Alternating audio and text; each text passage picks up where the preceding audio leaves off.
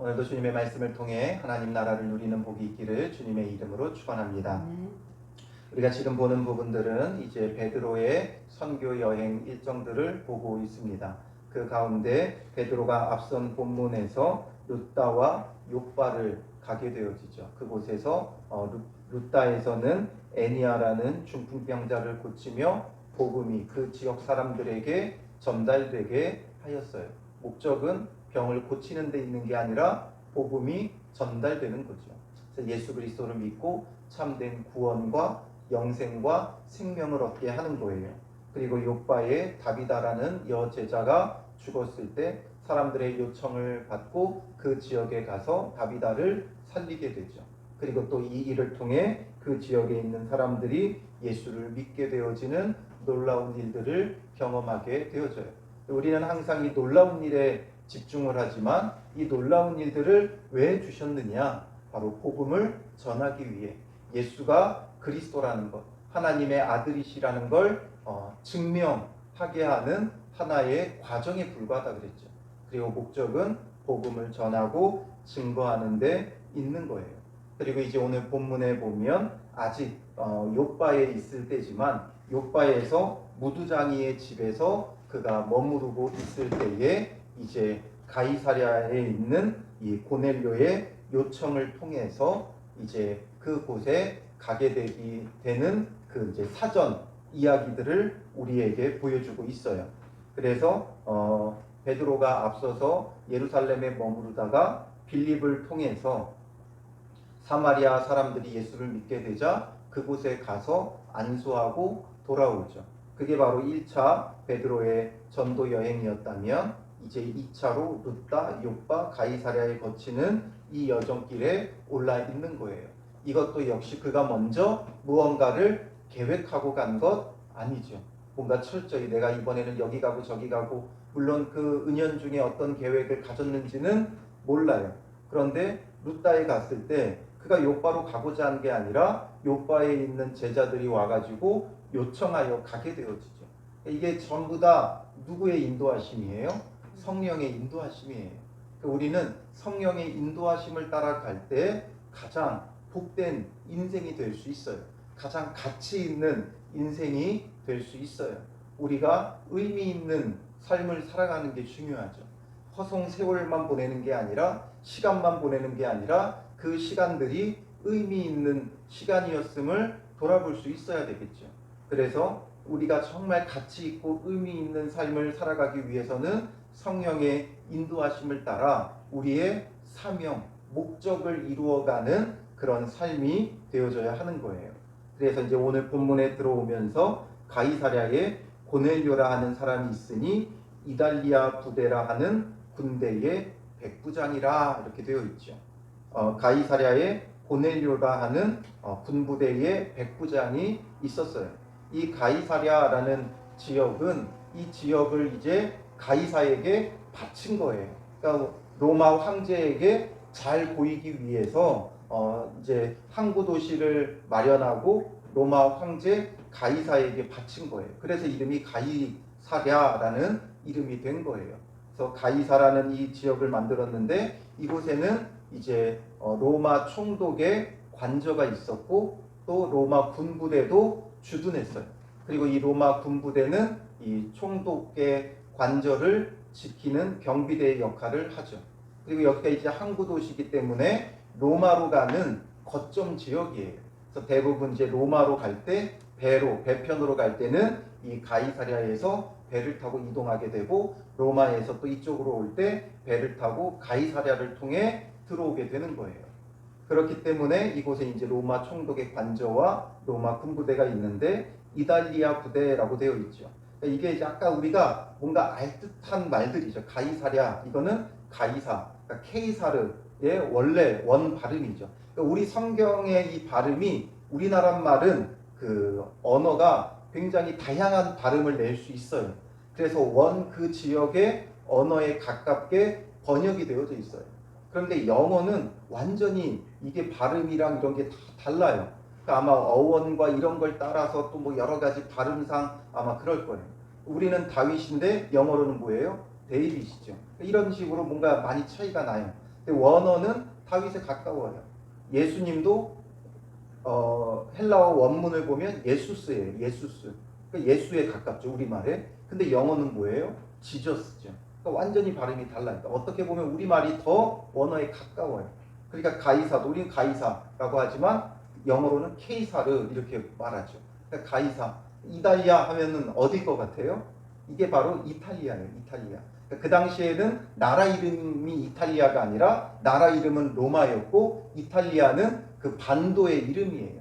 그래서 그 반도에 있는 이탈리아의 원래 군부대에서 파송을 받은 파견 부대가 이 바로 이탈리아 부대죠. 그러니까 이탈리아 반도 중부 지역에서부터 그곳에 있었던 군부대인데 거기서 이제 일부가 파견되어서 이쪽으로 온 거예요. 근데 그 군부대의 백부장이라고 하면 100명 정도의 수하를 이끄는 군대 지휘관, 군 지휘관을 말하죠. 요즘 100명 정도를 이끄는 군 지휘관은 우리나라 군부대로 보면 약 이제 중대장쯤 되어져요. 중대장. 여자분들이라 이제 뭐 그런데 별로 그렇게 잘 모르시겠지만 중대장 하면 간부긴 하지만 그렇다고 해서 급이 그렇게 높지는 않아요. 그런데 이 당시는 달라요. 지금과 같이 뭐 대규모의 병력을 나라가 갖고 있지 않기 때문에 그 휘하에 100명 정도만 데리고 있어도 상당한 지위와 권력을 가지고 있어요. 그렇기 때문에 이 지금 고넬료라는 사람은 100명의 휘하의 군부대를 이끌면서 상당한 위치와 지위에 있음을 우리가 알 수 있죠. 그 당시 로마가 세계를 지배할 때 로마 군부대의 백부장이라고 하면 그 지위가 상당해요. 그 나라에서도 상당하지만 또 정복되어진 식민국가에 나갔을 때는 어마어마하죠. 우리나라도 일제 침략을 받았을 때 일제 일본 군 간부들, 그 군 간부들 누가 됐더라도 아무리 급이 낮은 군 간부라고 해도 그 앞에 벌벌 떨 수밖에 없죠. 그러니 이 고넬료는 이 팔레스타인 지역에 와가지고 상당한 지위를 갖고 있는 정복 국가의 이 군 지휘관이었음을 우리에게 먼저 보여주고 있는 거예요. 그런데 그 백부장이 이제 어떤 사람이었는가? 2절에 보면 그가 경건하여 온 집안과 더불어 하나님을 경외하며 백성을 많이 구제하고 하나님께 항상 기도하더니 되어 있죠. 의외로 이 로마의 군부대 지휘관인데도 불구하고 이 사람이 경건한 사람이었어요. 참 신기한 일이죠. 이 사람이 경건하여 온 집안과 더불어 하나님을 경외하며 온 집안과 자기만이 아니라 온 집안이 하나님을 경외하는 집안이 되어진 거예요. 이게 참 놀라운 일이에요. 우리가 보기에는 뭐 고넬료 그런 사람이 있었나 보다 할 수도 있지만 아주 신비한 일이에요. 이때의 그 전쟁은 어떤 전쟁이에요? 신들의 전쟁과도 같았어요. 이긴 나라의 신이 이기는 거죠. 승리하는 거예요. 그러니까 이 로마에서도 수많은 신들을 섬겼었을 것이고 그들은 특별히 헬라, 그리스의 사상을 그대로 이어받았어요. 그러니 그리스 하면은 로마 신화, 그리스 로마 신화 이런 거 많이 알잖아요. 그러니까 수많은 신들을 섬기는 로마에서 군부대 지휘관이 됐어요. 그러니까 이 사람도 아마 그때는 이곳에 파견되기 전까지는 로마 신화를 믿고 따르며 수많은 신을 섬기는 자였을 거예요. 그런데 이제 정복되어진 이 팔레스타인 지역, 가나안 땅 지역에 파견되어 와가지고 이 유대인들을 접하고 만나면서 이제 그가 정복 국가의 군 지휘관으로서 피정복부, 그러니까 정복 당해진 그 나라의 사람들을 볼 때 얼마나 하찮게 여겨지고 얼마나 무시했겠어요. 대부분의 사람들은 그렇죠. 우리나라도 이제 그 일제 침략의 아픔이 있기 때문에 잘 알잖아. 일본 사람들이 우리를 얼마나 무시하고 멸시했어요. 미개인처럼 여겼죠, 우리를. 오히려 우리나라에서 많은 문화가 일본으로 넘어갔어요. 정말 미개했던 건 일본의 그 섬에 갇혀 살았던 일본인들이죠. 우리가 갖다 준 그 옷들을 입을 줄을 몰라가지고 버선을 머리에 쓰고 다녔던 사람들이 일본 사람들이잖아요. 그런데도 불구하고 그들의 사상은 우리나라를 정복한 이후에는 미개한 조선인들을 자기들이 이끌어줘야 된다, 이런 생각을 하고 있다는 거예요.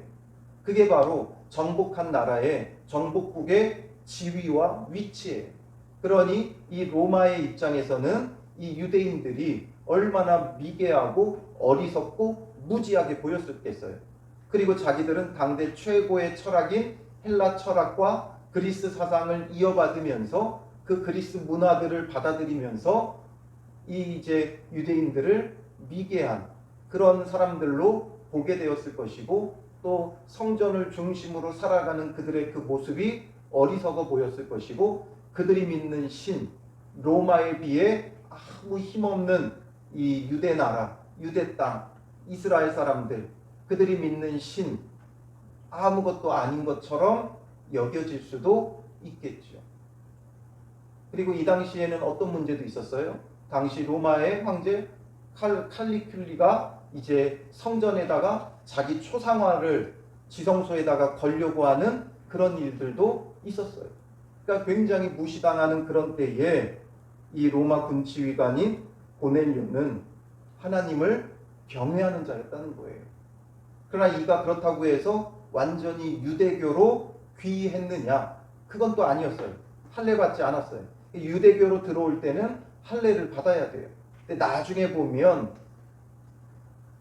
베드로가 이 고넬료의 집에 머물게 되죠. 그걸 가지고 나중에 할례 받지 않은 자, 무할례자의 집에 머물었다고 사람들이 베드로를 비난하는 일이 생기죠. 그러니까 고넬료는 할례는 받지 않았어요. 그러니까 유대교에 완전히 귀의했던 것도 아니에요. 그런데도 불구하고 병건에서 하나님을 경외하고 어떻게 해요? 백성을 많이 구제하고 하나님께 항상 기도하더니, 그러니까 우리의 기준과는 완전히 달라요. 우리가 생각하기에는 뭐 이래야만 하나님을 믿는 사람이다, 이래야만 하나님을 믿고 따르는 사람이다 생각할 수 있지만 우리의 기준과 다르죠. 그가 할례 받지 않았지만 하나님을 경외하며 정말 경건하여서 백성을 많이 구제하고 하나님께 항상 기도한다. 그러니까 정말 경건하고 하나님을 경외하는 게 무엇인가를 이 고넬료가 보여주는 거예요. 로마 군 지휘관인 이 고넬료가. 경건이라는 건 뭐예요? 하나님을 경외하는 거죠. 하나님을 경외하면 뭐 하게 되어 있어요? 하나님께 기도하게 되어 있죠. 하나님이 모든 능력과 권세를 가지신 참 신이라는 걸 안다면 그 하나님 앞에 기도하게 되어 있어요. 무릎 꿇게 되어 있어요. 엎드리게 되어 있어요. 그리고 그건 이제 위로 하나님께 나아가는 것이고, 그것뿐만 아니라 옆으로는 어떻게 되어 있어요? 이웃을 사랑하게 되어 있죠. 그래서 백성을 많이 구제하는 거예요. 정말 말로만 하나님을 섬기고 말로만 하나님을 따르는 유대인들과 다르게 그들은 입술로는 나를 경외하나 마음은 내게서 멀도다 말씀하시죠. 그런데 이 고넬료는 정말 하나님을 경외하며 경건한 자예요. 그러니까 위로는 하나님께 어떻게 기도했어요? 항상 기도한 거예요. 하나님을 정말 사랑하고 하나님을 정말 경외하고 하나님을 정말 섬기는 자였던 거죠. 그러니까 하나님께 항상 기도했고 또 옆으로 백성을 많이 구제한 거예요. 식민국가의 그 백성들을 무시하고 학대하는 게 당연한데, 그러면 안 되는 것인데도 그 시대에는 그게 당연했어요. 착취하고 학대하고. 그런데 이 고넬료는 많이 구제했다는 거예요. 자기의 어떤 친한 이웃들, 가족들, 지인들, 친척들이 아니라 자기들이 정복한 나라의 백성들, 식민국가의 백성들을 많이 구제하는 정말 놀라운 인물이었어요. 이런 사람들이 있다고요. 곳곳에 숨어 있어요. 그러니까 우리의 신앙이 어떻게 해야 돼요? 늘 겸손해야 돼요. 우리는 뭔가 우리가 대단한 줄 알지만 항상 보면 너무나 위대하고 탁월한 믿음의 사람들이 너무 많이 있어요. 평성도 가운데, 교회 직분자가 아니더라도 평신도 가운데도 정말 탁월하고 훌륭한 믿음의 사람들이 있어요. 우리의 기준으로 뭔가를 판단하거나 평가할 수 없는 정말 탁월한 사람들이 있어요. 그러니 우리가 그 무엇도 내세우거나 자랑할 것이 없죠. 이런 고넬료도 있는데 우리의 믿음이 무엇이라고 말할 수 있겠어요? 그러니 항상 기도하니까 하나님께서 하루는 제 9시쯤에 환상 중에 밝히 보여주세요. 제 9시는 이 성경의 제 9시는 6시간을 더하면 된다 그랬죠. 오후 3시에 이 사람이 경건하였고 항상 하나님께 기도했다 그랬죠. 유대 전통을 보면 경건한 사람들은 하루 3번씩은 꼭 기도했어요. 그 3번이 뭐예요? 369죠. 369. 3시, 6시, 9시. 그러니까 우리 시간으로 따지면 9시, 정오 12시, 그리고 오후 3시. 이 3번은 꼭 기도했어요. 이 군 지휘관으로서 그도 그렇게 했던 것 같아요. 그러니까 제 9시쯤이라고 말하잖아요. 그러니까 경건하여 항상 기도했다라는 그 표현은 이 사람이 그런 전통을 따라 우리 시간으로 오전 9시, 정오 12시, 오후 3시가 되면 늘 기도했던 사람인 거죠. 어쩌다가 기도했는데 그 시간에 주님이 찾아온 것이 아니라 항상 기도하는 사람이었어요. 정해진 시간에 끊임없이 항상 기도하니까 주님도 그를 찾아와 주시죠. 그러니까 이 사람은 어떤 형식적으로 하는 신앙생활이 아니었어요. 정말 진심을 다하여 전심을 다하여 신앙생활을 하는 그런 믿음의 사람이었던 거죠. 이 고넬료에게 오늘 우리가 배워야 할 게 너무 많아요. 우리의 신앙이 형식적으로 흐르면 안 돼요. 우리는 너무나 이 습관적으로 형식적으로 되어져 가는 신앙의 모습이 많죠. 이것을 벗어나서 고넬료처럼 형식적인 신앙생활이 아니라 주일이니까 예배 시간이니까 뭐 해야 되니까 이것이 아니라 정말 전심을 다해 하나님 앞에 경건한 믿음의 사람이 되어야 하는 거죠. 그래서 위로는 하나님을 전심으로 사랑하고 옆으로는 이웃을 전심으로 사랑해야 돼요. 그러니까 그 경건함 속에 하나님께서 찾아와 환상을 보여주시는데 고넬료야고 부르시면서 내 기도와 구제가 하나님 앞에 상달되어, 기도와 구제가 하나님 앞에 상달되었다는 거예요.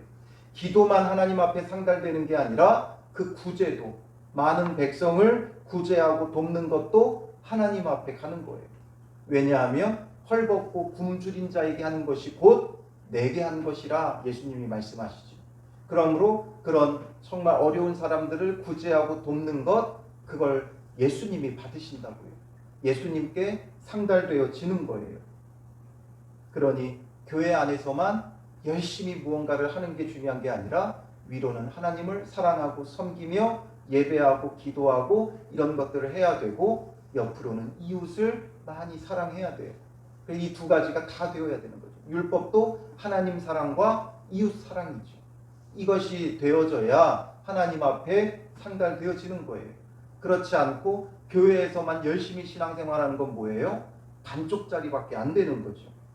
이것이 주님 앞에 상달되어 기억하신 바가 되었으니 내가 지금 사람들을 욥바에 보내어 베드로라 하는 시몬을 청하라. 그는 무두장이 시몬의 집에 유숙하니 그 집은 해변에 있다 하더라. 아주 구체적으로 명시하죠.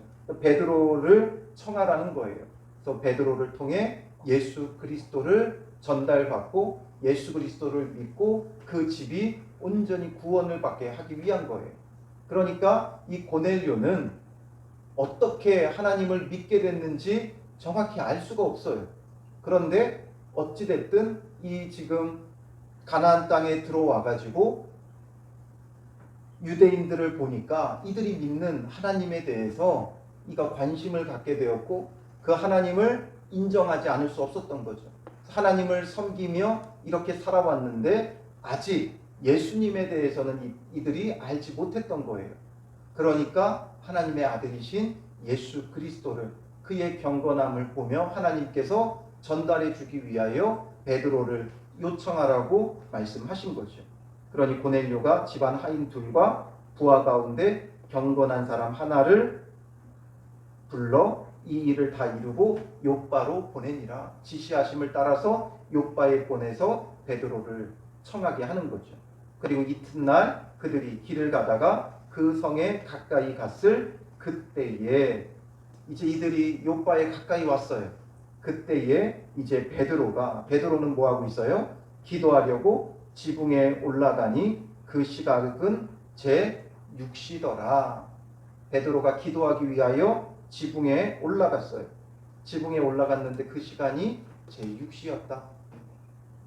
베드로는 어디에 머물고 있었어요? 무두장이 시몬의 집에 머무르고 있었죠. 그 집에 머무르다가 이제 베드로도 이제 경건한 사람이었기에 이 기도 시간을 철저히 지킨 거예요. 그러니까 이때도 몇 시예요? 6시죠. 그러니까 이 성경에 기록되어 있는 시간으로 제 3시, 6시, 9시가 되면 경건했던 사람들은 기도를 했어요. 정한 시간에 기도를 했어요. 그러니까 이걸 우리가 오늘날 지킬 필요는 없어요. 유대 전통을 따라 했던 것들인데 그러나 그 정신이 중요한 거죠. 그래서 오늘 우리는 정한 시간에 기도하고 정한 시간에 말씀 보는 거. 그렇지 않으면 시간 될 때 기도해야지 시간 볼 때 말씀 봐야지 하면 절대 안 돼요. 그래서 항상 정한 시간, 정한 장소가 있어야 돼요. 그래서 그 정한 시간에는 꼭 지켜서 어떤 일이 있어도 기도하고 말씀 보는 일에 우리가 게을리하면 안 되죠. 그러니까 아까 고넬료는 제 9시에 3시, 6시, 9시 중에 제 9시에 기도하다가 환상 중에 주의 사자를 만나게 되었던 것이고 베드로는 제 6시 정오에 기도하러 지붕에 올라간 거예요. 이들에게는 정한 시간 3시, 6시, 9시에는 꼭 기도하러 갔다는 거죠. 그러니까 그가 이제 기도하고 이제 10절에 그가 시장하여 먹고자 하며 이제 기도하고 나서 시장한 거죠. 굉장히 이때 베드로가 시장했다는 것을 우리는 짐작해 볼 수 있어요. 어떻게 짐작하냐면 당시 이 유대인들은 하루 두 끼를 먹었어요. 그래서 오전 9시에서 10시쯤에 한 끼를 먹고 그 다음에 저녁 6시 이후에 그 다음에 한 끼를 먹었어요. 이렇게 두 끼를 먹는데 지금 이때 시장했다는 건 오전 9시 10시쯤에 아침을 아직 먹지 못한 거예요. 그리고 정오에 기도하고 나니까 굉장히 시장하고 배고프죠. 그래서 사람들이 준비할 때에 황홀한 중에 그때의 황홀한 중에 그러니까 하나님께서 환상을 보여주는 거죠. 그러니 하늘이 열리며 한 그릇이 내려오는 것을 보니 큰 보자기 같고 내 귀를 메어 땅에 들이웠더라. 그 안에는 땅에 있는 각종 네 발 가진 짐승과 기는 것과 공중에 나는 것들이 있더라. 또 소리가 있으되 베드로야 일어나 잡아 먹어라 말하죠. 이것은 뭔가 지금 베드로가 헛것을 보는 게 아니에요. 그러니까 너무 배고프면 헛게 보일 때가 있죠. 우리가 다이어트 하면서 며칠을 굶으면 헛게 보일 수도 있어요. 그러니까 베드로도 지금 심히 지금 배고픈 상태이기 때문에 헛게 보였느냐? 그게 아니에요. 왜냐하면 이것이 세 차례나 소리가 들리기 때문에 그래요. 세 번 들리게 하신 것은 이것이 이 황홀한 중에라는 말이 헛것이 보인 게 아니라 하나님이 주신 환상이라는 게 분명하죠. 하나님이 주신 그 환상으로 그 보자기 안에 각종 짐승이 담겨서 내려오는데 베드로야 일어나 잡아먹어라 말해요. 그러니까 배고프니까 얼마든지 잡아먹을 수 있겠죠. 그런데 그럴 수 없어요. 유대인들은 그럴 수 없어요. 왜 그럴 수 없어요? 율법에 정한 음식과 부정한 음식이 있어요. 그래서 이 부정한 음식은 절대 이들이 먹지를 않아요. 아직도 유대 전통을 따라 살아가는 사람들은 이 음식 규례를 지키고 따르고 있죠. 그래서 정한 음식, 부정한 음식, 대표적으로 우리가 아는 걸 보면 이제 굽이 갈라지고 되새김질을 해야 돼요. 그러면 소는 그런 종류이기 때문에 유대인들은 먹어도 돼요. 그런데 돼지는 굽은 갈라졌지만 되새김질하지 않기 때문에 부정한 짐승으로 구별되어 먹을 수가 없죠. 그래서 낙타, 돼지, 토끼 이런 동물들은 유대인들이 먹지를 않아요. 이런 것들이 있기 때문에 베드로가 그런 것이 담겨져 있는 걸 보니까 먹을 수가 없는 거죠. 14절에 베드로가 이르되 주여 그럴 수 없나이다. 속되고 깨끗하지 아니한 것을 내가 결코 먹지 아니하였나이다 말하죠. 내가 결코 먹지 않았다. 깨끗하지 않은 것, 속되고 깨끗하지 아니한 것 내가 지금까지 먹지 않아 왔다. 그러니까 앞으로도 먹지 않겠다 이 말이죠. 이 부정한 건데 내가 그걸 어떻게 먹느냐 이거죠. 그런데 두 번째 소리가 있으되 하나님께서 깨끗하게 하신 것을 내가 속되다 하지 말라. 하나님께서 이제는 깨끗하다 하셨다는 거예요. 구약의 율법을 따라서는 부정했지만 이제는 예수 그리스도를 통한 새 언약의 새 시대가 되어졌잖아요. 그러니 이제 예수 그리스도로 모든 것이 깨끗하게 하셨고 모든 것이 정하게 하셨어요. 그러니 너가 그걸 부정하다 말하지 말라는 거죠. 그리고 이런 일이 3번 있은 후 그 그릇이 곧 하늘로 올려져 가니라. 이것이 3번 있은 다음에 하늘로 올려져 갔어요.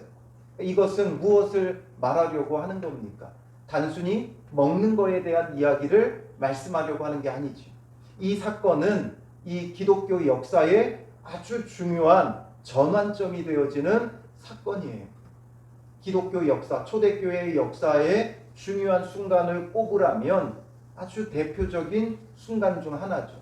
오순절 성령 사건, 성령 강림 사건, 그리고 그에 못지않게 중요한 사건이에요.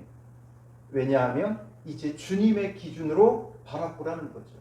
이전까지는 이들이 정한 것과 부정한 것이 너무나 그 안에 확실하게 선입견으로 자리 잡고 있었어요.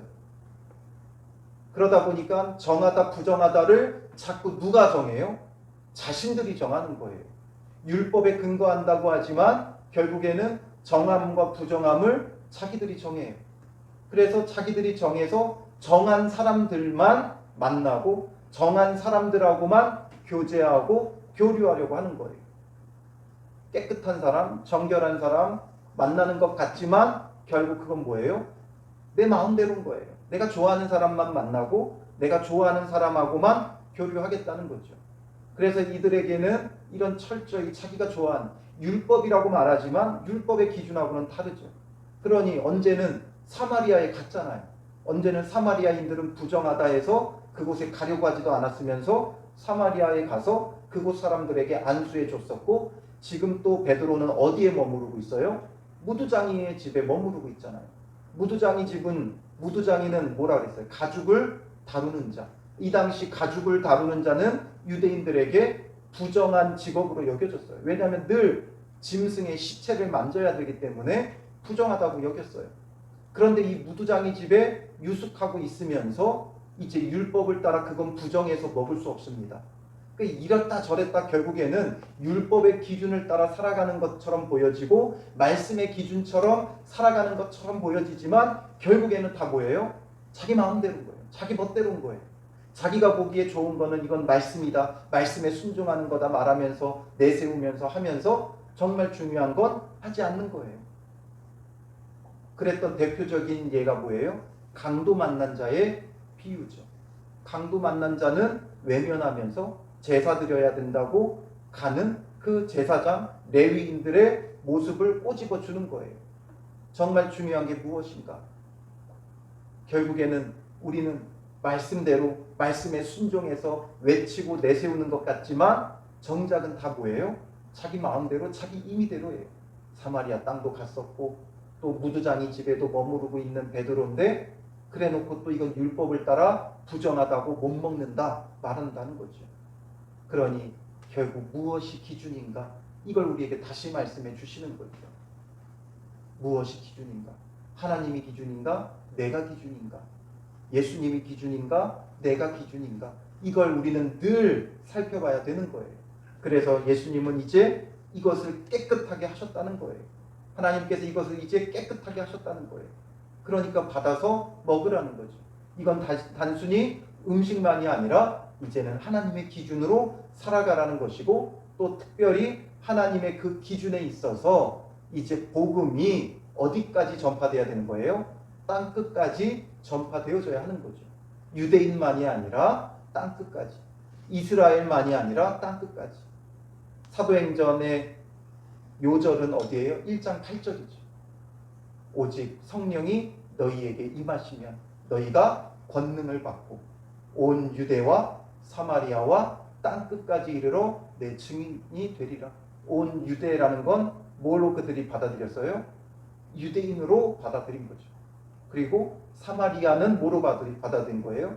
유대인은 아니더라도 이스라엘로 받아들인 거죠. 그리고 땅끝은 그들은 그동안 뭐로 생각한 거예요? 이방인이라고 생각하지 않았어요. 그들의 개념에는 흩어진 유대인들, 그러니까 디아스포라 유대인들, 포로로 끌려갔다가 그 외국에 거주하며 살아가고 있는 유대인들에 대한 개념이 꽉 박혀 있었던 거예요. 그들의 이런 아주 철저한 베드로라 할지라도 예수님을 믿는 사람들이라 할지라도 자기들의 어떤 그런 기준과 선입견이 그들 안에 꽉 들어차 있어요. 예수님을 따라다닐 때 그들이 여러 차례 고발을 당했었죠. 씻지 않고 먹는다고, 더럽다고, 부정하다고, 또 안식일을 범했다고 여러 가지로 고발 당했었는데, 그런 그들임에도 불구하고 유대인으로 살아가다 보니까 그들 안에 꽉 차 있는 유대 전통과 그 기준, 그것이 여전히 베드로 안에도 남아 있었다라는 거예요. 그러니 그 기준을 완전히 깨버리고 이제는 이방인에게, 그들이 무시하고 멸시하는 이방인들에게 나아가 복음을 전하게 하기 위해 이제 그 모든 기준을 깨뜨리고 모든 사람에게 세계와 열방의 땅끝에 복음을 전하게 하기 위한 주님의 역사심이죠. 이 고넬료 사건은 그들의 기준이 완전히 무너지는 사건이에요. 베드로가 그러했다면 오늘 우리에게는 어떠하겠어요? 우리도 각자마다 자기 안에 꽉 들어차 있는 그 기준과 전통들이 있어요. 우리도 여러 가지 전통들이 남아있죠. 특별히 우리나라 사람들에게는 유교 전통, 또 우리나라 문화와 여러 가지 역사 가운데 꽉 들어차 있는 우리의 전통이 있어요. 그것만 있으면 다행이죠. 잘못된 교회의 전통도 우리 안에 꽉 들어차 있어요. 이걸 완전히 깨뜨리고 허무르고 정말 주님의 새 기준, 예수 그리스도의 새 언약이라고 말하면서 여전히 우리는 옛 구습을 따르는 그런 신앙생활을 할 때가 많이 있다는 거죠. 그러니 우리 안에 있는 모든 기준을 깨뜨리고 허무르고 주님 앞에 나아가고 이웃에게 나가야 돼요. 고넬료처럼 하나님 앞에 나아가는 자가 되어야 되고 이웃에게 나가는 자가 되어져야 돼요. 우리의 잘못된 유교 전통과 효 사상과 효는 분명히 필요해요. 성경에서도 부모를 공경하라고 말했어요.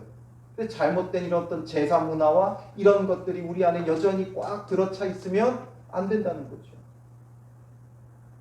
그래서 이런 기준들을 다 허물고 주님의 새 기준으로 새롭게 사는 믿음의 사람들이 되어져야 되는 거예요.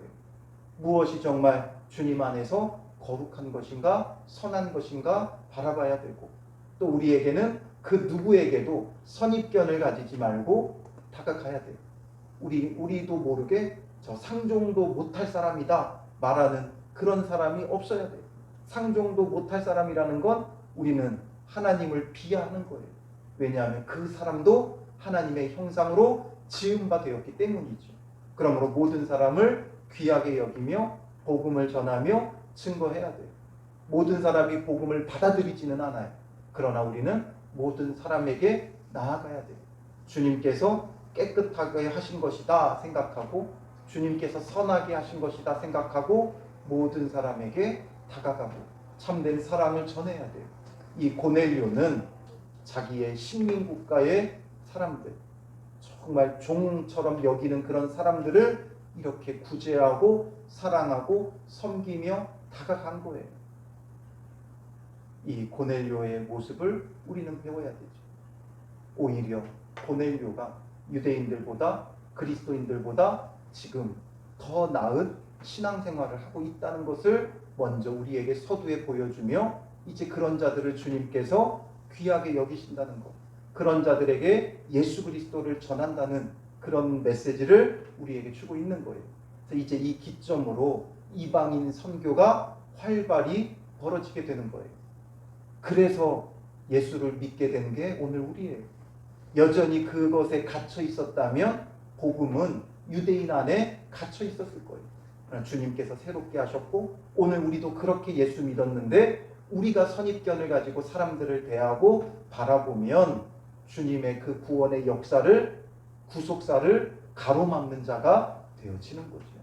그러니 오늘 하루도 우리가 주님 안에서 참된 믿음과 신앙을 가지고 항상 기도하며 또 많은 사람들에게 다가가 구제할 뿐만 아니라 예수 그리스도의 사랑을 전할 수 있는 복된 하루가 되시기를 주님의 이름으로 축원합니다. 기도하겠습니다. 살아계신 아버지 하나님, 오늘 우리에게 참된 구원을 주신 주님, 이 이방인의 경계를 허물고 복음이 땅끝까지 전하게 하셔서 오늘 우리도 주님 안에서 깨끗함을 얻고 구원함을 얻을 수 있게 되었사오니 그 구원의 은혜가 얼마나 크고 놀라운지 바라보며 감사하게 하여 주시옵소서. 그렇게 구원받은 자들인데 여전히 우리 안에 여러 가지 기준들이 꽉 우리를 사로잡고 있어서 우리 안에 우리의 기준으로 정하고 부정한 것을 정하고 우리의 임의대로 우리의 마음대로 행하는 그런 우리의 어리석음을 용서하여 주시옵소서. 우리가 기준이 되지 말게 하시고 예수 그리스도의 말씀이 기준이 되게 하여 주셔서 모든 사람들, 모든 것을 깨끗하게 하신 주님의 은혜를 힘입어 모든 사람에게 다가갈 수 있게 하옵소서. 우리에게는 상종 못할 자가 없게 하시고 모든 사람들에게 정말 영혼을 사랑하는 마음을 가지고 다가가 구제하며 예수 그리스도의 사랑을 전하며 증거하는 참된 믿음의 사람들 되게 하옵소서. 우리 안에 들어차 있었던 선입견과 기준이 깨어지는 날이 되게 하시고 참 사랑으로 다가갈 수 있는 믿음의 사람들 되게 하여 주시옵소서. 주님 친히 우리 가운데 성령으로 충만하게 하여 주시고 그 성령의 충만함이 우리의 기준과 가치를 허물고 말씀의 새로운 기준을 세우게 하여 주실 줄 믿사오며 예수님의 이름으로 기도합니다. 아멘.